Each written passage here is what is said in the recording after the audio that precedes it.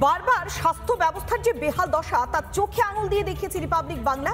আর এবার যে ছবিটা দেখাচ্ছি আমরা, তাতে আপনিও ভাববেন আদৌ হাসপাতালে চিকিৎসা পরিষেবাটা রয়েছে তো?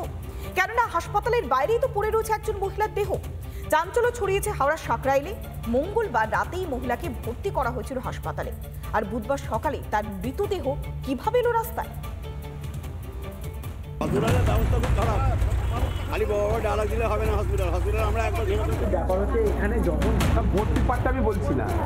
হাসপাতালের সামনে পড়ে রোগীর দেহ। শিউরে ওঠা দৃশ্য হাওড়ার সাকরাইলে হাজি এসটি মল্লিক গ্রামীণ হাসপাতালের সামনে। হাওড়ার সাকরাইল ব্লকে হাজি এসটি গ্রামীণ হাসপাতালের দৃশ্যটা আমি দেখাবো। এই জায়গাটায় একটি বৃদ্ধার মৃতদেহ পড়ে রয়েছে, আর আমার ঠিক উল্টো দিকে এইটা হচ্ছে হাজি এসটি মল্লিক গ্রামীণ হাসপাতাল। মঙ্গলবার পেটের যন্ত্রণা নিয়ে হাসপাতালে ভর্তি করা হয় সাকরাইল জগন্নাথ মন্দির এলাকার বাসিন্দা ওই মহিলাকে। মায়ের পেটের ব্যথা হচ্ছিল, মায়ের রাত্রিতে ভর্তি নিয়ে যায়, আমি লিখে পিকে গেছে। ভোরবেলা মানে মানুষটা বাইরে পড়ে আছে, পড়ে মানুষটা মারা গেল।